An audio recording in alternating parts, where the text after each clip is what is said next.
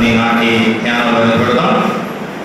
యోహాను శుభవర్తమానము 1వ అధ్యాయము 3వ వచనాన్ని చదువుకొని చిన్న ప్రార్థన చేసుకుని ఈనాటి ధ్యానంలోని పెడదాం. యోహాను సువార్త 1వ అధ్యాయము 3వ వచనం. కలిగి ఉన్నదేదియు ఆయన లేకుండా కలగలేదు. కలిగి ఉన్నదేదియు ఆయన లేకుండా కలగలేదు. ప్రార్థన చేసుకున్నాం. పరిశుద్ధుడ, ప్రేమమేడ, మీ పాదాలకు ఆది స్తుతులు స్తోత్రాలు చెల్లిస్తున్నాం నాయన. ఉదయకాల సమయంలో నీవు ప్రేమించి ఆశీర్వదించి అనుగ్రహించినటువంటి శ్రేష్టమైన మందిరంలో మమ్మల్ని చేర్చుకొని ఇప్పటికే మా స్తుతుల పైన ఆశీనుడైన దేవ, నీ వాక్య ధ్యానంలోనికి మేము వెళుతూ ఉండగా వినగల చెవులను, గ్రహించగల మనస్సును, ఆచరించగలిగినటువంటి మంచి జ్ఞానమును మాకు అనుగ్రహించండి. వాక్యం చదువుతూ ఉండగా, వివరిస్తూ ఉండగా విని అంగీకరించి అనుసరించేటువంటి జ్ఞానంలో మమ్మల్ని నడిపించండి. ఆద్యంతము మీరే తోడుగా ఉండి ఈ వాక్య ఆరాధనను నడిపించుకోండి. ఈ కొద్ది మనలో మా ప్రభువైన యేసయ్య పరిశుద్ధ నామమున బ్రతిమలాడి వేడుకొంచున్నాము తండ్రి. ప్రత్యేకమైన క్రిస్మస్ 2024 పర్వదినంలోని మనం అడుగుపెట్టాం. ఇంకొక కొద్ది గంటల్లో ఈ క్రిస్మస్ పర్వదినం ముగిసిపోబోతుంది. ఎన్నో సంవత్సరాలుగా క్రిస్మస్ పర్వదినాన్ని ప్రారంభించి ఎలా ప్రారంభించామో తెలియదు, ఎలా ముగించుకున్నామో తెలియదు. మరలా రేపటి నుంచి యథావిధిగా మన పనుల్లో పడిపోతాం. ఈ ఆరాధన అయిపోగానే ఎవరి పనుల్లో పడిపోతాం. ఈ క్రిస్మస్ యొక్క ప్రశస్తత ఏంటి? ఈ క్రిస్మస్ ఎందుకు జరుపుకుంటున్నాము? ఇది మన జీవితాల్లో ఎంత ప్రాధాన్యత ఇవ్వబోతుంది అని ధ్యానించేటువంటి సమయం లేనటువంటి క్రైస్తవ జీవితాలు మనం గడుపుతున్నాం. మీరు కానీ నేను కానీ ఎవరైనా కానీ దీనికి అతీతులు కాదు. ఇంగ్లాండ్ దేశంలో BBC సంస్థ వారు ఒక సర్వే చేశారండి. నేను ఒక వీడియో చూడడం జరిగింది. BBCలో యవనస్తులందరినీ క్రిస్మస్ యొక్క ప్రాధాన్యత గురించి వారు అడుగుతూ ఉన్నారు. ఒక అమ్మాయి మేబీ 12th స్టాండర్డ్ చదువుతూ ఉండొచ్చు, 17-18 years ఉండొచ్చు. తనను అడుగుతూ ఉన్నారు, what is Christmas, what it contains అని అడిగితే అమ్మాయి చెప్తుంది, Christmas is full of vibes, full of Joy, full of entertainment, full of feeding, full of getting feed. రకరకాలుగా చెప్తుంది. అంటే తనకు అవగాహన ఉన్నటువంటి క్రిస్మస్ ని చెప్తుంది. తను చిన్నప్పటి నుంచి చూసినటువంటి క్రిస్మస్ ని చెప్తూ ఉంది. ఈరోజు ఈ వాక్య పరిచయం అయిపోయి, ఆశీర్వాదం అయిపోయి, ఇంటికి వెళ్ళిపోయే ముందు ఎవరైనా బయట మనం అడిగితే క్రిస్మస్ ఏంటంటే ఎవరికి వారు ఏం చెప్తారో అది వారి విజ్ఞతకి, వారికి ఉన్నటువంటి ఆలోచనకు వదిలేస్తున్నా. కానీ ఈ వాక్య పరిచయం ముగించబడబోయే వరకు క్రిస్మస్ యొక్క రూపాంతరాన్ని మనం ధ్యానించబోతూ ఉన్నాం. క్రిస్మస్ ప్రారంభం ఏంటి, క్రిస్మస్ కొనసాగింపు ఏంటి, క్రిస్మస్ యొక్క ముగింపు ఏమైపోతుంది అన్నటువంటి ఈ ట్రాన్స్ఫర్మేషన్ ని, ఈ రూపాంతర ప్రక్రియని మనం ధ్యానించబోతూ ఉన్నాం. ప్రియమైన దేవుని సంగమా, క్రిస్మస్ అనేది 2000 సంవత్సరాల క్రితం ప్రారంభించబడి 2000 సంవత్సరాల నుంచి ఆచరించబడుతూ ఎప్పుడు ముగించబడతాదో తెలియనటువంటి ఆలోచనతో మనం గడుపుతూ ఉన్నాం. కానీ క్రిస్మస్ 2000 సంవత్సరాల క్రితం ప్రారంభించబడలేదు. క్రిస్మస్ యొక్క పునాది, ఆదిమ క్రిస్మస్ యొక్క ప్రారంభం ఏంటో తెలుసా? ఎవరికి తెలియదు. మీకు తెలియదు, నాకు తెలియదు, ఎవరికి తెలియదంట. పరిశుద్ధ లేఖన భాగం ఏం చెప్తుందో తెలుసా? ఆదియందు వాక్యం ఉండెను, వాక్యము దేవుని యొక్క ఉండెను, వాక్యము దేవుడై ఉండెను. ఆదిమ క్రిస్మస్ అనే ఒక పర్వదినం ఏ రోజు ప్రారంభమైందో మీకు, నాకు, దూతలకు ఎవరికి తెలియదు, దేవునికి తప్ప. ఎందుకంటే క్రీస్తు వాక్యమై దేవుని దగ్గర ఉండేవారట. క్రీస్తు యొక్క మొట్టమొదటి జన్మ దేవునికి తప్ప ఎవరికి తెలియదు. వాక్య రూపంలో ఆయన దేవునితో సహవాసం చేస్తూ ఉండేవాడట. ఆదియందు వాక్యం ఉండెను, వాక్యము దేవుని యొక్క ఉండెను, వాక్యము దేవుడై ఉండెను. ఆదికాండము 1వ అధ్యాయము 3వ వచనాన్ని మనం చూసినట్లయితే మొట్టమొదటి వాక్య పరిచయం ఇక్కడ జరిగించబడుతుంది. అంటే ఈ యొక్క బిబ్లికల్ రెఫరెన్స్ తో మనం చదువుతున్న బైబిల్ యొక్క సారాంశంలో మొట్టమొదటి క్రిస్మస్ ఏ రోజు ప్రారంభించబడిందంటే ఈ ఆదికాండము 1వ అధ్యాయం 3వ వచనం చూడండి. దేవుడు వెలుగు కమ్మని పలుకగా వెలుగాయను, మొట్టమొదటి క్రిస్మస్ ప్రవచనం ఏంటో తెలుసా? కలుగును గాక. దేవుడు కలుగును గాక అనగానే వెలుగైపోయిందంట. కలుగును గాక అనగానే భూమి విడబడిందంట. కలుగును గాక అనగానే చలచరాలు యొక్క లోకంలో ఉండేటువంటి పక్షులు పశువులన్నీ ఏర్పరచబడ్డాయంట. దేవుడు కలుగును గాక అనుకోగానే సృష్టి మొత్తం సృష్టించబడిందంట. ఇది మొట్టమొదటి క్రిస్మస్. వాక్యమైన క్రీస్తు దేవుని యొక్క నోటిలో నుంచి వచ్చిన కలుగును గాక అనే మాట ద్వారా మొట్టమొదటి క్రిస్మస్ ని మన మధ్య ప్రచురణ చేస్తూ ఉన్నాడు. క్రిస్మస్ యొక్క ప్రాధాన్యత, క్రిస్మస్ యొక్క ఆదిమ మూలం, ఆదిమ బీజం, దాని యొక్క పునాది కలుగును గాక అనే మాటలో ఉందని ప్రభు ప్రేమను బట్టి మీకు మనవి చేస్తూ ఉన్నాను. కొలస్సీలకు రాసిన పత్రిక మొదటి అధ్యాయం, కొలస్సీలకు రాసిన పత్రిక మొదటి అధ్యాయము 15వ వచనం నుంచి మీరు చూసినట్లయితే శ్రేష్టమైనటువంటి ఆదిమ క్రిస్మస్ గురించి రాయబడుతూ ఉంది. ఆయన అదృశ్య దేవుని స్వరూపి, సృష్టికి ఆది సంభూతుడై ఉన్నాడు. ఆయన కన్య గర్భాన పుట్టినప్పటి నుంచి ఆయన ఆనవాలు తెలియజేయబడ్డం కాదు, కానీ కన్య గర్భాన పుడతాడని యెషయా గ్రంథంలో తెలియజేయబడినట్టు ఉండడం కాదు, కానీ ఆయన అదృశ్య దేవుని స్వరూపమై ఆది సంభూతుడై ఉన్నాడు.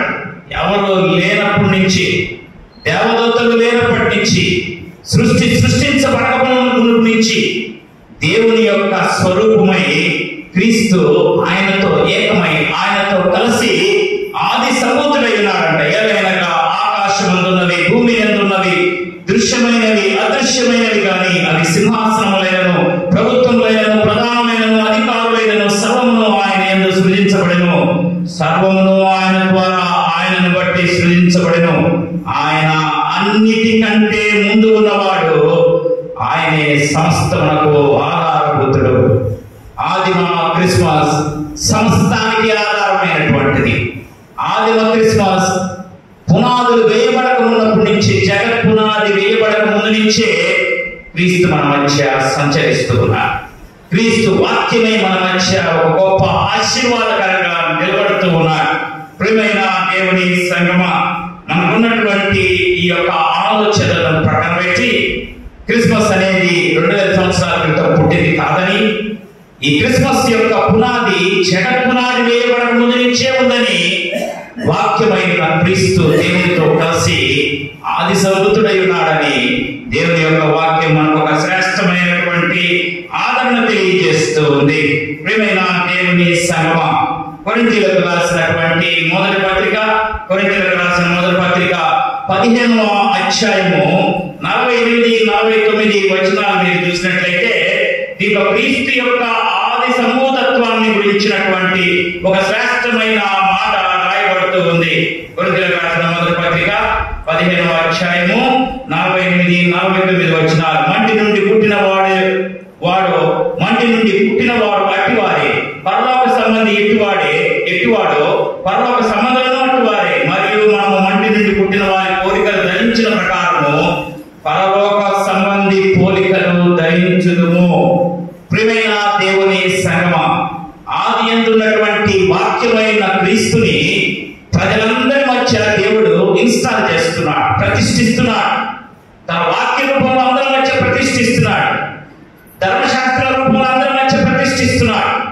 తనకున్నటువంటి ఆజ్ఞ రూపంలో మోషే ద్వారా అందరి మధ్య ప్రతిష్ఠిస్తున్నాడు. వాక్యమైన క్రీస్తు మొదటి క్రిస్మస్ ని ప్రజలు తృణీకరించి ఇష్టప్రకారం జీవిస్తున్నారు. ప్రియమైన దేవుని సంగమా, మీ మధ్య నేను దేవుని యొక్క ఆజ్ఞల ఫలకలు తీసుకొని వస్తానని మోషే కొండపైకి పోయి కిందకు వచ్చే లోపల ఇష్ట ప్రకారం జీవిస్తూ ఉన్నారు. దేవుని యొక్క వాక్యమైన క్రీస్తుని వారి మధ్యలోనికి తీసుకుని వచ్చి ప్రతిష్ఠించే సమయం కూడా ఇవ్వకుండా వారి జీవితాల్లో ఇష్టం వచ్చినట్లు జీవిస్తూ ఉన్నారు. ప్రియమైన దేవుని సంగమా, ఉదయకాల సమయంలో మంచి ప్రశ్న అందరి మధ్య ఉంచబడబోతూ ఉంది. వాక్యమైన క్రీస్తుని ఇంకా మనం ధ్యానిస్తున్నామా లేదా? ఆయన మాటలు వింటూ ముందుకు వెళుతున్నామా లేదా? ఆదిమ క్రిస్మస్ మనకు తెలియకుండా ప్రారంభించబడినప్పటికీ మన జీవితాల్లో ఇంకా దాని యొక్క స్మరణ చేస్తున్నామా లేదా, దాన్ని స్మరిస్తున్నామా లేదా అనేటువంటి ప్రశ్న మనందరి జీవితాల్లో ముందుంచబడబోతుంది. క్రీస్తు అయినటువంటి వాక్యాన్ని చేసినా వారు తృణీకరిస్తూ ఉన్నారు. మీరు గమనించినట్లయితే యోనాకు దేవుడు ఒక మంచి మాట చెప్తున్నాడు. దేవుడు యోనాకు చెప్తున్న వాక్యం ఏంటంటే, నేను చెప్పినటువంటి ప్రదేశానికి నువ్వు వెళ్ళి నీ పరిచర్యను కొనసాగించాలి. దేవుని యొక్క వాక్కు ఉంది. క్రీస్తు అయినటువంటి దేవుని వాక్కు యోనా ముందు పెట్టబడగా యోనా క్రీస్తుని తృణీకరిస్తున్నాడు. మొదటి క్రిస్మస్ ను యోనా తృణీకరించి పోవద్దన్న ప్రదేశానికి పోయి శాపనార్హం అయిపోతున్నాడు. దేవుని యొక్క వాక్యాన్ని తృణీకరించిన ప్రతి ఒక్కరూ మీ జీవితాల్లో ఎన్నో క్రిస్మస్లు జరుపుకొని ఉండొచ్చు, కానీ నిజమైన క్రిస్మస్ ని మన జీవితాల్లో జరుపుకోలేకపోతున్నాం. యోనా తన జీవితంలో దేవుని మాటలు కాదని అనుకున్న ప్రదేశానికి కాక పోకూడని ప్రదేశానికి వెళుతూ చివరికి చేపకు ఆహారం అయిపోతున్నాడు. సంసోను తనకున్నటువంటి శక్తిని అంతటిని తప్పుగా అంచనా వేసుకుని దేవుని మాటకు లోపడకుండా అంధుడైపోయి రిక్తుడై నిలబడుతున్నాడు. ప్రియమైన దేవుని సంగమా, దేవుని యొక్క వాక్కు వీరికి మరొక అవకాశం ఇస్తుంది. యోనాకి సంసోనుకి మరొక అవకాశం ఇవ్వబడుతుంది. వారు తప్పును తెలుసుకొని పశ్చాత్తాపడి వాక్యమైన దేవుని అంగీకరించి మరలా విడుదల పొందుతూ ఉన్నారు. ఈ రోజు మనకు అవకాశం ఇవ్వబడుతుందో లేదో తెలియదు కనుక ఆదిమ క్రిస్మస్ ని జ్ఞాపకం చేసుకుంటున్న మన జీవితంలో క్రీస్తు వాక్యమై ప్రతిసారి మనల్ని సంధిస్తూ ఉండగా, మనల్ని హెచ్చరిస్తూ ఉండగా మనం దాన్ని అనుసరిస్తున్నామా లేదా అనేది ఒక గొప్ప ప్రశ్నగా మన ముందు ఉంచబడుతూ ఉంది. వాక్యమైన క్రీస్తుని అంగీకరించి మొదటి క్రిస్మస్ ని ఆరాధించే వారి జీవితాలు ఆశీర్వదించబడతాయి. నోవహును చూడండి, నోవహును దేవుడు పిలిచి ఒక వాక్యం చెప్తున్నాడంట. ఆ వాక్యం ఏంటంటే, 120 సంవత్సరాల తర్వాత జలప్రళయం వస్తుంది, దీన్ని కాచేందుకు నీకు కొన్ని మెజర్మెంట్స్ ఇస్తున్నాను, దీని ప్రకారం ఒక పెద్ద నాళం తయారు చేసుకొని దీంట్లో నేను చెప్పినటువంటి చరచరాల్ని, పక్షుల్ని, పశువుల్ని, నీ సంతతిని అంతా తీసుకొని వెళ్ళి నువ్వు దాంట్లో నిన్ను జాగ్రత్త పరుచుకో అని చెప్తున్నాడంట. మనకు ఆ మాట చెప్తే నవ్వుతాము. 120 సంవత్సరాల తర్వాత ఏమవుతుందో ఏం కాదో ఎవరికి తెలుసయ్యా. 120 సంవత్సరాల క్రితం తర్వాత జరిగే దానికోసం నువ్వు నన్ను ఇప్పటి నుంచే పడవ చేసుకోమంటున్నావా అని అడుగుతామా? కానీ నువ్వు ఆ మాట అడగట్లేదా? దేవుని యొక్క వాక్యాన్ని తూచా తప్పకుండా పాటించాడు కాబట్టి నోవహు తన జీవితంలో మొట్టమొదటి క్రిస్మస్ జరుపుకుంటూ ఉన్నాడు. నోవహు తన జీవితంలో వాక్యమైనటువంటి క్రిస్మస్ ని ఆరాధిస్తూ ఉన్నాడు. వాక్యమైన క్రీస్తుని తన జీవితంలోనికి, తన కుటుంబంలోనికి, తన పరిసరాల్లోనికి తీసుకొని వస్తున్నాడు కనుక నోవహు జీవితము ఆశీర్వదించబడుతుంది. మొత్తం సృష్టి తుడిచిపెట్టుకుపోయినా కానీ నోవహు నిలబడి ఉన్నాడు. ప్రియమైన దేవుని ఉదయకాల సమయంలో ఆదిమ క్రిస్మస్ గురించిన పోకడ మనకు తెలియకపోయినా, ఆదిమ క్రిస్మస్ గురించిన ఆనవాలు మనకు చెప్పబడకపోయినా, ఆదిమ క్రిస్మస్ గురించిన డేట్స్ మనకు తెలియకపోయినా, ఆదిమ క్రిస్మస్ వాక్యమైన దేవుడు మనతో కలిసి సహవాసం చేస్తున్నాడు అనేటువంటి స్పృహ కలిగిన వారమైతే ప్రతి క్రిస్మస్ లో మనం ఆదిమ క్రిస్మస్ ని జ్ఞాపకం చేసుకోవాలని ప్రభు ప్రేమను బట్టి మీకు మనవి చేస్తున్న ఆదిమ క్రిస్మస్, ఏన్షియంట్ క్రిస్మస్. ఎవరికి తెలియదు ఏ రోజు ప్రారంభించబడిందో. వాక్యమైన దేవుడు దేవునితో కలిసి ఆది సంభూతుడై సమస్త సృష్టికి కారణభూతుడైనటువంటి ఆయన మన మధ్య వాక్య రూపంలో ఇంకనూ సంచరిస్తూ ఉండగా దాన్ని మనం ముందుకు తీసుకుని వెళ్తున్నామా, లేకపోతే దాన్ని మన జీవితాల్లో తృణీకరించి ముందుకు తీసుకొని వెళ్ళలేకపోతున్నామా? ఆదిమ క్రిస్మస్ వాక్యమై ఉండి దేవుని వద్ద ఉండేట. దాని తర్వాత క్రిస్మస్ ఏంటో తెలుసా? మనమందరూ ఆరాధించేటువంటి ఈ చారిత్రాత్మక సాంప్రదాయ క్రిస్మస్. ఇది చారిత్రాత్మకం, సాంప్రదాయం. జరిగినది, జరుగుతూ ఉన్నటువంటి క్రిస్మస్ ని మనం ఆరాధిస్తూ ఉన్నాం. ఇది ఎందుకు చారిత్రాత్మకం, సాంప్రదాయం అంటే యోహాను సువార్త 1:14 వచనాన్ని మీరు చూడండి. దేవుని వద్ద ఉన్నటువంటి వాక్యము, అందరికీ తెలియచేయబడినటువంటి వాక్యము, అవసరతను బట్టి ఎవరికి అవసరమో వారికి మాత్రమే తెలియచేయబడుతున్న వాక్యము, ధర్మశాస్త్ర రూపంలో లోకంలోనికి ఇవ్వబడినటువంటి వాక్యము, వీటన్నిటినీ విరివిగా పంచినా గాని మనుషుల యొక్క జీవితాల్లో మార్పు లేదనేటువంటి ఆలోచన దేవునికి కలిగిన క్షణమే దేవుడు రెండవ క్రిస్మస్ క్రిస్మస్ కి నాంది పలుకుతున్నాడు. ఈ రెండవ క్రిస్మస్ నాంది ఏంటంటే, ఈ మనుషులు మారుట లేదు కనుక నేను ఇచ్చిన ధర్మశాస్త్రాన్ని నేనే సాధారణమైన మనిషిని నిరూపించి పాలించి పాటించి చూపిస్తాననేటువంటి మాట మనుషుల మధ్య పంచేందుకు ఆయన సిద్ధపడుతున్నాడు. యోహాను రాసిన శుభవర్తమానము 1వ అధ్యాయము 14వ వాక్యం చూడండి. ఆ వాక్యము శరీరధారి అయి కృపా సత్య సంపూర్ణుడుగా మన మధ్య నివసించెను. దేవుడు వాక్యమై ఉండి, దేవుని యొక్క ఉన్నటువంటి వాక్యము మనందరి మేలు నిమిత్తము, మనందరి కనువిప్పు నిమిత్తము, మనందరి జీవితాల్లో ఈ వాక్యాన్ని ధరించుకునేటువంటి నిమిత్తము ఆయన మన మధ్యకు శరీరధారి వేస్తున్నాడట. ఇది సాంప్రదాయమైనటువంటి చారిత్రాత్మకమైనటువంటి క్రిస్మస్. ఇది డిసెంబర్ 25 కాదా, ఆ రోజు దేవుడు పుట్టాడా లేదా, ఇలాంటి వాదనలన్నీ అప్రస్తుతం, అనవసరం. క్రీస్తు మన మధ్యలోనికి వచ్చి వాక్యము శరీరధారి అయి మన మధ్య సంచరించిన ఆ క్షణం, అది ఏ రోజైనా, ఏ క్షణమైనా, ఏ స్థలమైనా అప్రస్తుతం కానీ దానికి పరిశుద్ధత లేదు. కానీ క్రీస్తు లోకంలోనికి రావడం, వాక్యము శరీరధారి అవ్వడమే ప్రత్యేకం, ప్రశస్తం, పరిశుద్ధం. ప్రియమైన దేవుని సంగమా, చాలా మంది ఈ రోజు క్రిస్మస్ అవునా కాదా అని వాదనలు చేసుకుంటూ ఉన్నారు. ఈ రోజు సమాజం, క్రైస్తవ సమాజం ఏ విధంగా తయారైందంటే డిబేట్ క్రిస్టియానిటీ అయిపోయింది. ప్రతి రోజు టీవీలో డిబేట్లు చేసుకుంటున్నారు. మిమ్మల్ని బట్టి కదా నామం అన్యమనుల మధ్య అపహాస్యం పాలవుతుందన్న వాక్యాన్ని తూచా తప్పకుండా మనం నెరవేర్చేస్తున్నారు. ఈరోజు డిబేట్లు చేయాల్సిన అవసరం లేదు. క్రీస్తు నీకు తెలుసా, నాకు తెలుసా, నేను చెప్పిన క్రీస్తు కరెక్టా, నువ్వు చెప్పే క్రీస్తు కరెక్టా, నీ చర్చి డాక్టరేట్ కరెక్టా, వాళ్ళ చర్చి డాక్టరేట్ కరెక్టా, ఇవన్నీ అప్రస్తుతం, అనవసరం. పరిశుద్ధ లేఖన భాగాలు చెప్తున్నాయి, వాక్యము శరీరధారి అయి మన మధ్య సంచరిస్తూ ఉన్నాడంట. ఈ సంచరించేది ఎందుకో తెలుసా? లోకంలో ఉన్నటువంటి ప్రతి విధమైన తారతమ్యతలను తీసేసేది, పాపాన్ని నేను జయించలేను అన్నటువంటి మనిషి యొక్క ఆలోచనను తొలగించేందుకు. మనిషి అనుకుంటున్నాడంట దేవుడికి ఏమి ఇన్ని రూల్స్ చెప్తాడు, ఎవరు పాటిస్తారు, ఇవన్నీ జరిగే పనేనా అనుకుంటున్నాడంట. దేవుడికి ఏదో పెద్ద ధర్మశాస్త్రం రాసేసాడు, 66 పుస్తకాలు ఇచ్చాడు. ఈ పుస్తకాలు ఉండేవన్నీ పాటించాలంటే నీ పని నా పని అవుతుందా అనుకుంటున్నాడంట మనిషి. ఈ డిబేట్స్ అన్నిటిని పూర్తిగా ఫుల్ స్టాప్ పెట్టి ఎరాడికేట్ చేసేందుకు దేవుడు మన మధ్య శరీరధారి వస్తున్నాడు. వాక్యము శరీరధారి అయి మన మధ్య సంచరించి వాక్యాన్ని పరిపూర్ణంగా పాటించి సంపూర్ణుడవుతూ ఉన్నాడు. Is becoming perfect man. దేవుని యొక్క ప్రియ సంగమా, ఈ ఉదయకాల సమయంలో చారిత్రాత్మకమై, సాంప్రదాయమై మన జీవితాలలో పర్వదినంగా కొనసాగుతున్న ఈ క్రిస్మస్ మనకు నేర్పిస్తున్న శ్రేష్టమైన ఆశీర్వాదకరమైన అంశం ఏంటో తెలుసా? శరీరధారి అయినటువంటి వాక్యాన్ని నువ్వు ధ్యానించాలి. శరీరధారి అయినటువంటి వాక్యాన్ని చూసి నువ్వు సరి చేసుకోవాలి. శరీరధారి అయిన వాక్యాల్లో నువ్వు కనబడి ఈ లోకంలో పరిశుద్ధతలోనికి నడిపించబడాలి. అందరికి ఇచ్చేటువంటి వాక్యం శరీరధారి అయిన తర్వాత అందరికి ఇస్తున్నటువంటి ఒక శ్రేష్టమైనటువంటి ఆశీర్వాదం ఏంటో తెలుసా?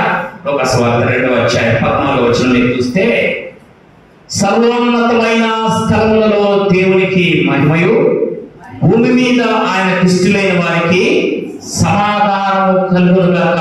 2 అంశాలు దేవుడు ఇస్తున్నటువంటి ఈ 2 అంశాలు ఒకదానితో ఒకటి లింక్ చేయబడి ఉన్నాయి. సర్వోన్నతమైన స్థలములలో దేవునికి మహిమ చెల్లించిన ఆయన ఇష్టులైన వారికి భూమి మీద సమాధానం కలుగునుగాక. సర్వోన్నతమైన స్థలములు అంటే ఎత్తైన కొండల పైన, ఎవరెస్ట్ కొండ పైన ఒక మంచి దేవుని ఆలయం కంటే అక్కడ దేవునికి మహిమ. లేకపోతే ఎంతో ఎత్తైన కొండలపైకి వెళ్ళి సర్వోన్నతమైన దేవుని ఆలయం కంటే అక్కడ దేవునికి మహిమ. అంతే కదా, లోకం చెప్పేటువంటి ఆలోచన అదే. దావీదు అనుకుంటాడంట, గొర్రెల కాపరిగా ఉన్నప్పటి నుంచి గొర్రెలను మేపుతున్న దావీదు రోజు ఆ విషయం కొండ చూస్తున్నాడట. రోజు ఆ కొండను చూస్తూ దేవుణ్ణి అడిగేవాడట, ఎత్తైన కొండపైకి నన్ను ఎక్కించిన ఆయన. దావీదు బలమైనటువంటి యవనస్తుడు, పికబలం కలిగినటువంటి యవనస్తుడు. కొండపైకి దేవుడు దావీదుని ఎక్కించాల్సిన అవసరం లేదు. దావీదు అనుకుంటే ఆ కొండపైకి ఈజీగా ఎక్కేస్తాడు. దావీదుకి అంత శక్తి ఉంది. కానీ ఎందుకు అడుగుతున్నాడు దావీదుని? దావీదు ఆలోచన వేరే. దావీదు యొక్క ఆలోచన ఏంటంటే చుట్టుపక్కల ఉన్న ప్రదేశాలన్నింటినీ ఇశ్రాయేలు పరిపాలిస్తున్నారే, యెరూషలేము కొండపైన ఉన్నటువంటి ఆ ప్రదేశాన్ని యెబూసీయులు ఆక్రమించుకొని దేవునికి మహిమ కలగకుండా జీవిస్తున్నారే. నువ్వు నాకు శక్తి ఇస్తే నేను వెళ్ళి ఈ యెబూసీయులందరినీ అక్కడి నుంచి నేను తరివేసి ఇక్కడ నీకు ఒక మంచి ఆలయం కట్టి నీకు మహిమ చెల్లిస్తాను అంటున్నాడంట. దావీదు దేవుడు సరిపో అంటున్నాడంట. అందుకే దావీదు ఎంత ధైర్యవంతుడంటే యెబూసీయులు జయించకముందే కీర్తన రాసేసుకుంటున్నాడు. భూమియు దాని స్వల్పము దాని ఆధిక్యతను ఆయనవే, వీటన్నిటినీ నేను అనుభవించబోతున్నాను, వాటన్నిటిని అధిగమించబోతున్నాను అని పాట రాసుకుంటా వెళ్ళి యెబూసీయులు తరిమేసి ఆ కొండను ఆక్రమించుకొని అక్కడ దేవునికి ఆలయం కట్టే ఉద్రిక్తుడు అవుతున్నాడట. దావీదు సక్సెస్ఫుల్ అయిపోతున్నాడు. అడిగిన దాంట్లో దేవుడు అడిగాడు, ఈ కొండపై నేను కాలు పెట్టాలా, ఎత్తైన కొండపైకి నన్ను ఎక్కించమని ఎక్కించేశాడు. వినయ దేవుని సంగమా, దావీదుకు అర్థం కాని విషయం ఏంటంటే ఎత్తైన యెరూషలేము పైన దేవునికి ఆ కొండ పైన మహిమ చెల్లించాలని ఆయన ఉద్దేశం కాదు. దేవుని యొక్క ఉద్దేశం ఏంటంటే ఎత్తైనటువంటి దావీదు హృదయంలో దేవునికి మహిమ చెల్లించాలి. లోకం అంతట్లో ఎత్తైనటువంటి ప్రదేశం ఏంటో తెలుసా? నీ హృదయం నా హృదయం, నీ తలంపు నా తలంపు, నీ ఆలోచన నా ఆలోచన, దాని కంటే వేగమైనది నీ ఆలోచన. ఎక్కడ ఎవరు పోలేనటువంటి ప్రదేశాల్లోని పోగలిగింది నీ తలంపు, నీ హృదయం, నీ మనోవాంఛ. వీటన్నిటికీ చొరబడినట్టు ఎక్కడికి గాలి చొరబడినటువంటి స్థలాల్లో కూడా పోగలిగినటువంటి నీ తలంపులు, నీ హృదయ ఆలోచనలను దేవుడు పాలించాలనుకుంటున్నాడు. దేవుడికి మహిమ ఎక్కడ చెల్లించాలంటే నీ హృదయంలో అగ్రస్థానం ఇవ్వాలి. దావీదు అన్నిటికీ దేవుడికి అగ్రస్థానం ఇచ్చాడు, కానీ హృదయం ఇవ్వలేకపోతున్నాడు. ఈరోజు మనం కూడా మంచి పాటలు పాడి మన పెదవులతో దేవుడికి అగ్రస్థానం ఇస్తాం. మంచిగా దేవుని సన్నిధిలోని కానుకలు తీసుకొచ్చి మన తలాంతుల్లో, మన ఆశీర్వాదాల్లో దేవునికి ప్రథమ స్థానం ఇస్తాం. మంచిగా దేవుని ఆలయంలోకి వచ్చి క్రమం తప్పకుండా మన కాళ్ళతో, చేతులతో, మన శరీరంతో దేవునికి గొప్ప మహిమ చెల్లించి అగ్రస్థానం ఇస్తాం. కానీ దేవుడు అడుగుతుంది, నీ శరీరంలో ఉండే అన్ని అవయవాలు కాదు, వీటన్నిటికంటే ఉన్నతమైన నీ హృదయంలో దేవునికి అగ్రస్థానం ఇవ్వాలని. నీ హృదయంలో దేవుడు మహిమపరచబడాలి. సర్వోన్నతమైన నీ హృదయంలో దేవునికి మహిమ చెల్లిస్తే ఈ సాంప్రదాయ క్రిస్మస్ లో వాక్యమైన దేవుని నువ్వు ఆరాధించినట్లు, సర్వోన్నతమైన నీ తలంపుల్లో దేవునికి మహిమ చెల్లిస్తే ఈ సాంప్రదాయ క్రిస్మస్ నువ్వు సరిగా పాటిస్తున్నాడు. అప్పుడు మనకు, మన కుటుంబాలకి, మన సంఘానికి, మన సమాజానికి సమాధానం ఇస్తాడంట. కొన్ని కోట్ల రూపాయలు ఇచ్చిన కొనుక్కోలేనటువంటి శ్రేష్టమైన ఆశీర్వాదం సమాధానం. మీరేమి ఇస్తుంటారు? ఒక బిల్డింగ్ కట్టే దాంట్లో 50-60 గదులు ఉంటాయి, ఉండేది ముగ్గురే, ఎక్కువ భాగం పనులు ఉంటారు ఆ ఇంట్లో. వాటన్నిటిలో ఉన్న 3 గదుల్లో కూడా కుటుంబం ఒకటిగా కూర్చోరు. కుటుంబం ఒకటిగా కూర్చొని భోంచేయరు. ఎవరి జీవితాలు వారివి, ఎవరి టైమింగ్స్ వారివి, ఎవరి పడక వారివి, ఎవరి మాట వారివి.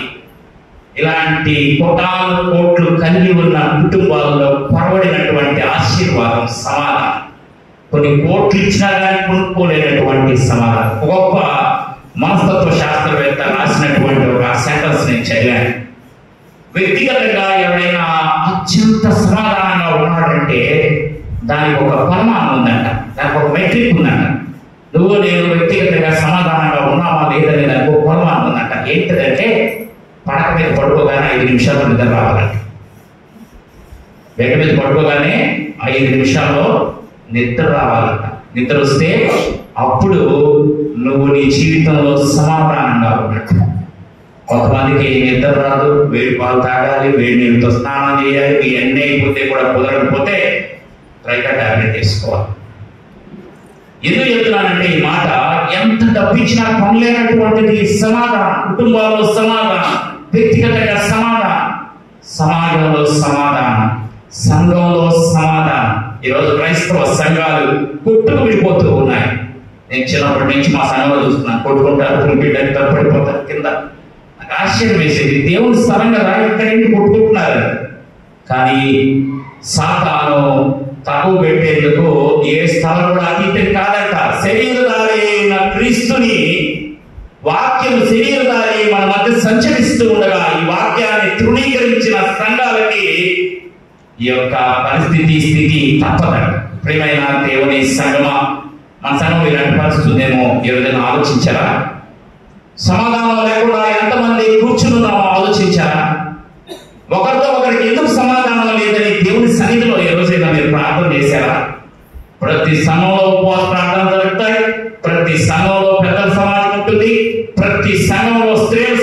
ఉంటుంది, ప్రతి సంఘంలో యవనస్తుల సమాజం ఉంటుంది, ప్రతి సంఘంలో ఆదివారం ఆరాధనలో పర్వదిన ఆరాధన దొరుకుతాయి. కానీ ఎందుకు సమాధానంగా లేకుండా ఉన్నాము? ఈ రోజు దేవుని యొక్క సన్నిధిలో ఏ రోజైనా అందరూ కలిసి ప్రార్థన చేశారా? కారణం ఏంటో తెలుసా? దీనికి కారణం ఏంటో తెలుసా? ఒకరికంటే ఒకరు ఎక్కువ అనేటువంటి భావన. ఏసై గుడికి కాళ్ళు కడగలేదు అందరు కూర్చోబెట్టి, అదొక తంతు కాదు. గుడ్ ఫ్రైడే ముందు రోజు అందరు కాళ్ళు కడగడం అనేది ఒక తంతు కాదు. ఉన్న శిష్యులు అందరికంటే వారి గురువైన తను శ్రేష్ఠుడిని కాదు అని వాళ్ళకి చెప్పడం. ఈ యొక్క ఆదిమ సంఘాన్ని నిర్మించేటువంటి ప్రక్రియలో క్రీస్తు చేస్తున్నటువంటి ఈ తగ్గింపు ఎంత శ్రేష్టమైందంటే, మీరందరూ సంఘాన్ని స్థాపించిన తర్వాత ఒకరికంటే ఒకరు తక్కువ వారు అనుకోండి అనేటువంటి వాక్యం. ఎవరు కూడా సంఘంలో అధికులు కాదు. కాపరి కానీ, కిందవారు కానీ, సంఘ పెద్దలు కానీ, సంఘస్థులు కానీ, సంఘంలో ఎంత పెద్దవారు కానీ దేవుని సన్నిధిలో శ్రేష్టత లేని వారు అనే ధ్యాసం అనుకుంటే సంఘం అద్భుతంగా ఆశీర్వదించబడుతుంది. ఆ గేట్ బయట నువ్వెంత పెద్ద అధికారివైనా, నువ్వెంత ధనవంతుడివైనా, నీకెంతున్నా కానీ, నువ్వెంత అందగాడివైనా, ఎంత అందగత్తువైనా, ఎంత బలవంతుడివైనా, గేటు బయట లోపలికి వస్తే 9 గంటలకు వచ్చినట్టు ఒకటే తలాంతు, సాయంత్రం 4 గంటలకు వచ్చినట్టు ఒకటే తలాంతు. ప్రతి ఒక్కరు కూడా ఒకే విధమైన ఆశీర్వాదాలు దేవుని సన్నిధిలో. 10,000 సూట్ వేసుకొని వచ్చి 10,000 రూపాయలు చీర పెట్టుకొని వచ్చి 10,000 రూపాయలు డ్రెస్ వేసుకొని వస్తే 10,000 ఆశీర్వాదాలు ఉంటాయనేటువంటి క్రమం ఉండకండి. దేవుని యొక్క వాక్యం సూటిగా మాట్లాడుతూ ఉంది. ఈ ఉదయకాల సమయంలో దేవుని సన్నిధిలో అందరూ సమానులే. దేవుని యొక్క ఆశీర్వాదాలకు అందరూ పాత్రులే. వాక్యమైన క్రీస్తు శరీరధారి ఈ లోకంలో సంచరించిన ప్రతి సమయంలో దేవుడు అనుగ్రహిస్తున్నటువంటి ఒక శ్రేష్టమైన దళితేనని ప్రభు ప్రేమను బట్టి మీకు మనవి చేస్తున్నా. దేవుని యొక్క వాక్యం చెబుతుంది, ఆయన వెలుగై ఉన్నాడు, చీకటిలో వెలుగు సంచరించినను ఈ చీకటి దాన్ని తెలుసుకోలేకుండా ఉన్నా. సాంప్రదాయ క్రిస్మస్ దేవుని యొక్క అంతరంతో అయిపోయింది అనుకుంటున్నారు. ఆయన పైకి వెళ్ళిన తర్వాత ఇంకా మరలా దాని గురించినటువంటి ధ్యాస లేదనుకుంటున్నారు. ఈ సాంప్రదాయ క్రిస్మస్ దేవుని యొక్క ఆశీర్వాదాల్లో మనము ముందుకు నడిపించి అంతటితో ముగించబడి ఆయన మరణమై పునరుత్థానుడైన తర్వాత ఇంకా దాని యొక్క ఆ పొడ లేకుండా పోయిందని ఆలోచిస్తున్నారేమో. ప్రియమైన దేవుని సంగమా, క్రీస్తు మరణించి తిరిగి లేచిన తర్వాత మన మధ్య సంచరిస్తున్న తర్వాత ఆయన మనకు ఒక శ్రేష్టమైన మాట చెప్తున్నాడు. మీ మధ్య నేను ఆదరణకర్తను పంపిస్తూ ఉన్నా. నిత్యమైనటువంటి శక్తి మీకు ఆదరణకర్త ద్వారా అనుగ్రహించబడుతుంది. అంటే వాక్యమైన దేవుడు ఆదిమ క్రిస్మస్ లో దేవుని ఉంటుండెను, సాంప్రదాయ క్రిస్మస్ లో శరీరధారి మన మధ్య సంచరించెను. మరి 3వ క్రిస్మస్ లో క్రీస్తు మన మధ్య పరిశుద్ధాత్మ ప్రేరణతో వాక్యం ద్వారా మన మధ్య జీవిస్తూ ఉన్నాడు. ప్రియమైన దేవుని సంగమా, క్రీస్తు మరలా 3వ క్రిస్మస్ కోసం మన మధ్యలోనికి రాబోతూ ఉన్నాడు. ఆదిమ క్రిస్మస్ ఎవరికి తెలియకుండా ప్రారంభించబడి ఎవరికి ఆనవాళ్ళు లేకుండా కొనసాగించబడుతుంది. సాంప్రదాయ క్రిస్మస్ అన్ని ఆనవాళ్లతో మన మధ్య ఉంచబడింది. మరి 3వ క్రిస్మస్ ఇది అత్యున్నతమైనటువంటి తీర్పులోనికి తీసుకొని వచ్చేటువంటి క్రిస్మస్ గురించిన శుభవర్తమానము మనందరి జీవితాలకు ఇవ్వబడబోవడం లేదు. ఎలాంటి ఆనవాళ్ళు తెలియబడబోవడం లేదు. కానీ దేవుని యొక్క మాటలు మనతో వాక్య రూపంలో మన మధ్య సంధిస్తూ ఉన్నాయి. మత్తయి సువార్త 24వ అధ్యాయము 35, 36 వచనాలు మీరు చూసినట్లయితే, యోహాను సువార్త, మత్తయి సువార్త 24వ అధ్యాయం 35, 36 వచనాలు. ఆకాశమును భూమియు గతించిన గాని నా మాటలు ఏమాత్రము గతించవు. వాక్యమైన దేవుడు శరీరధారి భూమి మీదకి వచ్చి శరీరధారి అయిన క్రీస్తు మరణమై పునరుత్థానుడై మన మధ్య లేకుండా వెళ్ళిపోయినా కానీ ఆయన మాటలు మన మధ్య సంచరిస్తూ ఉన్నాయంట. వాక్యము మన మధ్య ఉండడం అది నిరంతరం, అక్షయం, మనతో పాటు సహజీవనం చేసేటువంటి ఒక పరిపూర్ణమైన నిరంతర ప్రక్రియ. దేవుని వాక్యం చెప్తుంది, నా మాటలు ఏమాత్రము గతింపవు. వాక్యము ఎన్నటికీ తుడిచిపెట్టబడదు. అది క్రీస్తు ద్వారా చెప్పినా, యెహోవా దేవుని నోటి నుంచి వచ్చినా, శరీరాలైన క్రీస్తు గమనం ద్వారా మన మధ్య పంచబడిన పరిశుద్ధాత్మ దేవుని ద్వారా మన మధ్య సంచరిస్తూ ఉన్న వాక్యమైనటువంటి ఆయన మాటలు మన మధ్య గతించకుండా ముందుకు వెళతాయని ప్రభు ప్రేమను బట్టి మీకు మనవి చేస్తున్నాను. ఎంతవరకు ఈ మాటలు గతించకుండా ఉంటాయో తెలుసా? అయితే ఆ దినము గూర్చియు ఆ గడియ గూర్చియు తండ్రి మాత్రమే ఎరుగును, కానీ ఏ మనుష్యుడైనను పరలోకమందుని దూతలైనను కుమారుడైనను ఎరుగరు. మొదటి క్రిస్మస్ కి ఆనవాలు తెలియలేదు, రాబోతున్న మూడవ క్రిస్మస్ కి ఆనవాలు చెప్పబడకపోవడం లేదు, ఎవరికి తెలియదంట. ఆయన ఎప్పుడు వస్తాడో, ఎప్పుడు మనందరినీ తీసుకుని వెళ్తాడో, ఎప్పుడు మనందరికీ తీర్పు తీర్చబోతున్నాడో ఎవరికి తెలియదు కనుక దేవుని యొక్క వాక్యం మనతో ఒక గొప్ప ఆదరణ తెలియజేస్తుంది. 42వ వచనంలో, కావున ఏ దినమున మీ వచ్చునో, ఏ దినమున మీ ప్రభు వచ్చునో మీకు తెలియదు కనుక మెలకువగా ఉండుడి, మెలకువగా ఉండుడి. దేవుని యొక్క వాక్యం నాకు చెప్తూ ఉండగా ఈ చెవులో నుంచి విని ఈ చెవులో నుంచి వదిలేసే వాడగా కాకుండా, ఒకసారి బాప్తిసం తీసుకొని మళ్ళా యెరూషలేముకి వెళ్ళి మళ్ళా యోర్దాను నదిలో మళ్ళా బాప్తిసం తీసుకోకుండా, ఒక సంఘంలో బాప్తిసం తీసుకొని ఆ సంఘంలో బాప్తిసం కరెక్ట్ కాదు కాబట్టి మరొక సంఘంలోకి వెళ్ళి బాప్తిసం తీసుకోకుండా, మనకి ఇష్టం వచ్చినట్టు మన సొంత డాక్టరీన్స్ రాసుకోకుండా పరిశుద్ధ లేఖన భాగాలు చెప్తున్నాయి. మెలకువగా ఉండుడి. ఈ లోకం మనల్ని పట్టి తీసుకుని వెళ్ళిపోయేందుకు సిద్ధంగా ఉండగా మెలకువగా ఉండుడి. నిద్రపోకుండా దేవుని యొక్క సన్నిధిలో ఆయన రాబోతున్నటువంటి ఆ మహిమపూర్ణమైనటువంటి నిరంతరమవుతున్నటువంటి క్రిస్మస్, ఆ క్రిస్మస్ తర్వాత ఇంకా వాక్య పరిచర్యలు ఉండవు, ఆ క్రిస్మస్ తర్వాత ఇంకా క్యారల్స్ ఉండవు, క్యాండిల్ లైట్ సర్వీస్ ఉండదు, ఆ క్రిస్మస్ తర్వాత పిండి వంటలు ఉండవు. ఎంతబడే సంఘంలో నువ్వు పాలిభాగస్తుడు అవుతావా? అవవా? మెలకువగా ఉంటే పాలిభాగస్తుడు అవుతావు, మెలకువగా ఉండకపోతే పాలిభాగస్తుడు కాలేవని దేవుని యొక్క వాక్యం మనకు ఒక శ్రేష్టమైన ధన్యత తెలియచేస్తూ ఉంది. 44వ వచనం, మీరు అనుకుని గడియలో మనుష్య కుమారుడు, మీరు అనుకోని గడియలో మనుష్య కుమారుడు వచ్చును కనుకని మీరు సిద్ధముగా ఉండుడి. ఆయన ఎప్పుడు వస్తాడో మనకు తెలియదు కాబట్టి, దూతలు వచ్చి మనకు పెద్ద శుభవార్త మనం తెలియచేయకపోవడం లేదు కాబట్టి, దూతలు మనందరూ మధ్యలోనికి వచ్చి ఒక గొప్ప ఆశీర్వాదకరమైన ఆనవాలు ఇవ్వకపోవడం లేదు కాబట్టి, మనందరినీ హెచ్చరించి వారించి దేవుని కోసం నిలబడాలని చెప్పకపోవడం లేదు కాబట్టి సిద్ధంగా ఉండాలని ప్రభు ప్రేమను బట్టి మీకు మనవి చేస్తూ ఉన్నా. విని విడిచిపెట్టే వారిగా కాకుండా దేవుని వాక్యాన్ని విని అంగీకరించి ఆచరించగలిగిన వారంగా ఉండాలని ప్రభు ప్రేమను బట్టి మీకు మనవి చేస్తున్నా. ఎన్నిసార్లు విన్నా, ఎన్నిసార్లు మాట్లాడినా, ఎన్నిసార్లు ధ్యానించినా దాని వైపు చూడని జీవితాలుగా మనం ఉంటూ ఉన్నాం. గమనించినట్లయితే ఎన్నో చిరు సభల్లో లాస్ట్ లో ఆల్టర్ కాల్ ఇచ్చినప్పుడు చాలా మంది లేస్తారు. మీరు గమనించినట్లయితే వీళ్ళని అడిగారంటే వీళ్ళు లేచిన వారు లేస్తూనే ఉంటారు ఎన్ని మీటింగ్స్ ని.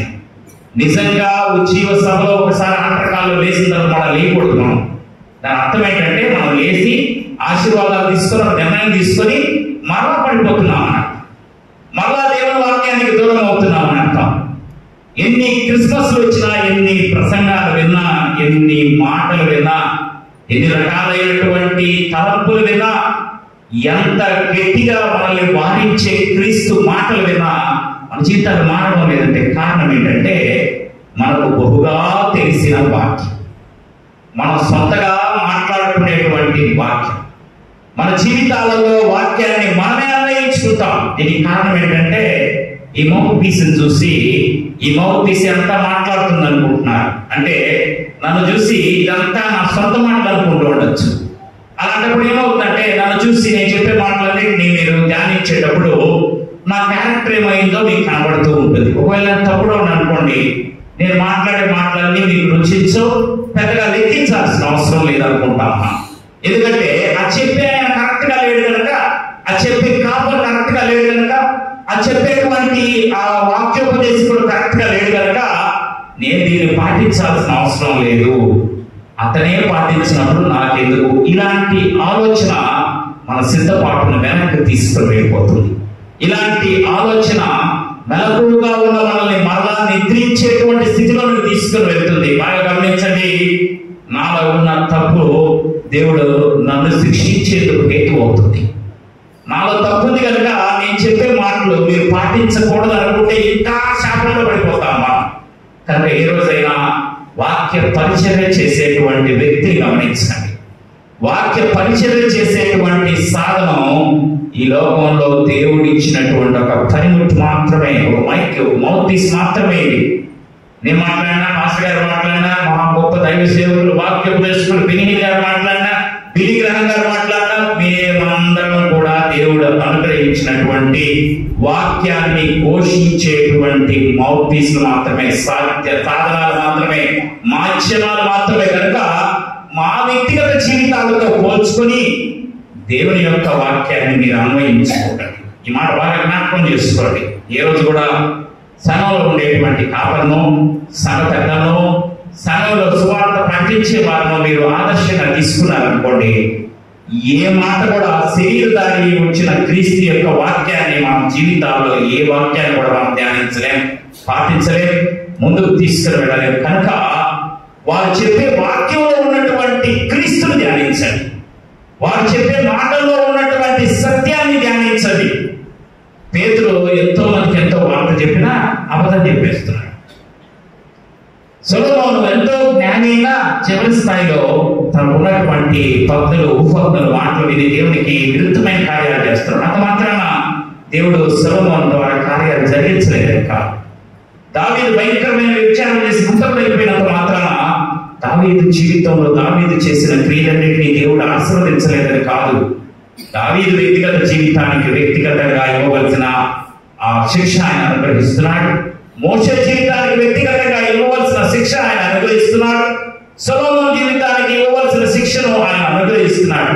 వారు చేసిన కార్యాలన్నింటినీ కూడా ఆయన పదిలపరుస్తున్నాడు. మాట బాగా జ్ఞాపకం చేసుకోండి. మొదటి స్వార్థలు రాయబడింది, దేవుని సేవకులు, దేవుని జనులు తమ కోటితో కూడా పరుగులను నెట్టరు, కానీ మీరు చేయండి, మీ పైన పెద్ద పెద్ద పంటలు పెడతారన్న చేయాలి. దేవుని యొక్క వాక్యం ద్వారా మన పైన కష్టమైనటువంటి బాధ్యతలు ఇచ్చినప్పుడు ఆ ఉంచిన వారి వ్యక్తిగత జీవితాలని తొంగి చూడకుండా, ఆ ఉంచిన వారి వ్యక్తిగత జీవితాల్లో ఉన్న కష్టాలని, వారు ఉన్నటువంటి తప్పుల్ని, వారు ఉన్నటువంటి పాపాల్ని ధ్యానించకుండా పాపరహితుడై మన మధ్య వాక్యమైన క్రీస్తు శరీరధారిగా సంచరించిన ఆ శ్రేష్టమైన ధన్యతలు మనం ధ్యానించినట్లయితే మన జీవితంలో శ్రేష్టమైన ఆశీర్వాదాలు పొందుకుంటామని ప్రభు ప్రేమను బట్టి మీకు మనవి చేస్తున్నా. ప్రియమైన దేవుని సంగమా, ఆదిమ క్రిస్మస్ వాక్యము దేవుని యొద్దుండెను, వాక్యము దేవుడే ఉండెను. ఆ వాక్యమైనటువంటి దేవుడు మనుషుల రక్షణార్థం, మనుషుల జీవితాల్లో శాంతిని ఉనగొచ్చేందుకు, మనుషుల జీవితాల్లో ఒక శ్రేష్టమైనటువంటి సమాధానాన్ని అనుగ్రహించేందుకు శరీరధారి, వాక్యము శరీరధారి మన మధ్య సంచరించి మనకు ఒక శ్రేష్టమైన సమాధానాన్ని అనుగ్రహిస్తుంది. అయినా కానీ మన జీవితాల్లో ఈ సమాధానం ముందుకు వెళ్ళడం లేదు. ప్రియమైన దేవుని సంగమా, ఈ సమాధానం మన జీవితాల్లో ముందుకు వెళ్ళని కారణంగా క్రీస్తు మరలా రాబోతున్నాడు మన మధ్యలోకి. ఈసారి ఆయన ప్రేమతో రాబోవడం లేదు, ఆడవాళ్ళించి రాబోవడం లేదు, లోకంలో ఉన్న వారందరినీ రక్షించేందుకు రాబోవడం లేదు, తీర్పు తీర్చేందుకు వస్తున్నాడు. ఆ క్షణం ఒక కఠినమైనది, మనందరికీ కూర్పుడు పడినది, మనందరి జీవితాల్లో ఒక గొప్ప శిక్షణని తీసుకొని రాబోతున్న ఆ శ్రేష్టమైన అల్టిమేట్ క్రిస్మస్ ని ధ్యానించేందుకు మీరు నేను సిద్ధంగా ఉండాలని ప్రభు ప్రేమను బట్టి మీకు మనవి చేస్తున్నాను. ఆ గడి గాని, ఆ క్షణం గాని దేవునికి తప్ప, తండ్రి అయిన దేవునికి తప్ప ఈ లోకంలో ఎవరికి తెలియదని, చివరికి కుమారునికి కూడా తెలియచేయబడలేదని దేవుని యొక్క వాక్యం మనకు ఒక గొప్ప ఆదరణ తెలియజేస్తుంది. ఆ రోజంతా ఏడుపులు, పళ్ళు కొట్టుట, రొమ్ము కొట్టుకొనుట, వేదన ఇవన్నీ ఉండబోతున్నాయి. వాక్యాన్ని అనుసరించి జీవించని జీవితాలకు చనిపోయినా తిరిగి లేపి ఈ వేదన, ఈ పళ్ళు కొట్టుకొనుట, ఈ రొమ్ము కొట్టుకొనుట, ఈ భయంకరమైనటువంటి కష్టకాలను మనం ఎదుర్కోకుండా ఉండాలంటే ఇప్పుడే మన జీవితాలను మార్చుకొని రాబోతున్న క్రిస్మస్ కు మనల్ని మనం సిద్ధపరచుకోవాలని ప్రభు ప్రేమను బట్టి మీకు మనవి చేస్తున్నా. ప్రియమైన దేవుని సంగమాన్ని ముగించబోతున్నా. ఈ ఉదయకాల సమయంలో శ్రేష్టమైన ఈ క్రిస్మస్ పర్వదినాన్ని జరుపుకుంటున్న మనకు తెలియకుండానే మొదటి క్రిస్మస్ ఆరంభించబడింది. మనకు తెలిసి ఆనవాళ్లతో రెండవ క్రిస్మస్ కొనసాగిస్తూ ఉంది. మనకు తెలియకుండా మూడవ క్రిస్మస్ రాబోతుంది. మొదటి క్రిస్మస్ లో రెండవ క్రిస్మస్ లో మన ఇష్టం ఉన్నా లేకపోయినా మనం పాలిభాగస్తున్నాం. దేవుడు ఎంత కరుణామయుడు. మనకు తెలిసినా తెలియకపోయినా, మనం మంచోడమైనా కాకపోయినా, పాపులమైనా ఈ క్రిస్మస్ లో మనం పాలిభాగస్తున్నాం. We are part of it. దేవుని ఆలయంలోకి వచ్చి క్రిస్మస్ హ్యాపీ క్రిస్మస్ అని చెప్పుకోగానే మనం పాలిభాగస్తులు అయిపోతాం. కానీ మూడవ క్రిస్మస్ లో, ఈ అల్టిమేట్ క్రిస్మస్ లో మనం పాలిభాగస్తులు అవ్వాలంటే దాన్ని కొనుక్కోవాలి. ఒక గొప్ప టికెట్ ఉంది దానికి. దానిలోనికి మనం అడుగు పెట్టాలంటే అర్హతను సంపాదించుకోవాలి. అందరూ అర్హులు కాదు దానికి. మూడవ క్రిస్మస్ లో సంతోషంగా జరుపుకునేందుకు, మూడవ క్రిస్మస్ ని పండుగగా పర్వదినంగా జరుపుకోవాలంటే ప్రతి ఒక్కరికి ధన్యత ఇవ్వబడడం లేదు. ఎవరైతే దాన్ని సంపాదించుకుంటారో, ఎవరైతే ఆ ధన్యతను పొందుపరుచుకుంటారో, ఎవరైతే వాక్యమైన క్రీస్తు మన మధ్య సంచరిస్తూ ఉండగా, నిరంతరం కదిలించకుండా సంచరిస్తూ ఉండగా, ఈ వాక్యాన్ని అనుసరించి ముందుకు వెళ్తారు, వారు మాత్రమే ఆ క్రిస్మస్ అనేటువంటి పండుగ ఆ ప్రదేశంలోనికి నడిపించబడతారు. మిగతా వారందరికీ ఎంత రావడం లేదు. మీరు కానీ, నేను కానీ, ఎవరు కానీ ఎంత గొప్ప వాక్యం తెలిసినా, ఎంత గొప్పగా ప్రసంగించినా, ఎంత అద్భుతంగా పాటలు పాడినా, ఎంత అద్భుతంగా ప్రార్థన చేసినా, ఎంత గొప్పగా దాన ధర్మాలు చేసినా, ఈ మూడవ క్రిస్మస్ లో పాలుపోకలు పంచుకోవాలంటే దేవుని వాక్యాన్ని అనుసరించి జీవిస్తే తప్ప, మన జీవితాలు మార్చుకుంటే తప్ప, ఈ లోకంలో ఆయన నాకు వాక్యమైన ముందుకు నడిపిస్తున్నాడు అనేటువంటి స్పృహ ఉంటే తప్ప, పాపం చేయాలన్న ప్రతిసారి, పాపం చేయాలని ప్రేరేపించిన ప్రతిసారి, పాప ఆలోచన మన హృదయంలోకి వచ్చిన ప్రతిసారి వాక్యం వైపు చూస్తే తప్ప, ఇదే మన జీవితాల్లో రెమెడీ. బాగా గమనించండి. పాప తలంపు రానటువంటి మనుషులు ఉండరు. పాప తలంపు నాకు రావట్లేదని చెప్తున్నారంటే వాళ్ళు అబద్ధం చెప్తున్నారు. పాప తలంపు అందరికీ వస్తుంది. పాపం చేయాలనే ప్రేరేపణ అందరికీ వస్తుంది. దాన్ని జయించగలగడం వాక్యము శరీరధారి మన మధ్య క్రిస్మస్ గా సంచరిస్తూ ఉండగా, వాక్యము శరీరధారి మన మధ్య ముందుకు తీసుకుని వెళ్తూ ఉండగా, ఈ పాప తలంపుని వాక్యంతో తుంచివేయగలిగిన జీవితాలు, ఈ పాప తలంపును వాక్యం అనేటువంటి ఖడ్గంతో కత్తిరించి ఖండించి వేయగలిగినటువంటి వ్యక్తిత్వాలు ఈరోజు క్రీస్తు దగ్గరగా జీవిస్తారని, రాబోతున్న మూడవ క్రిస్మస్ పర్వదినంలో పాలిభాగస్తులు అవుతారని, సంతోష సమాధానాలతో ఆ కుటుంబాలు, ఆ సంఘాలు, ఆ సమాజాలు, వారికి ఉన్నటువంటి పరిసర ప్రాంతాలన్నీ కూడా దేవుని ఆశీర్వాదంలోనికి నడిపించబడతాయని ప్రభు ప్రేమ బట్టి మీకు మనవి చేస్తున్నాను. కలిగి ఉన్నది ఏదియు ఆయన లేకుండా కలగలేదు, కలగబోతున్నది ఏదియు ఆయన లేకుండా కలగబోవడం లేదు.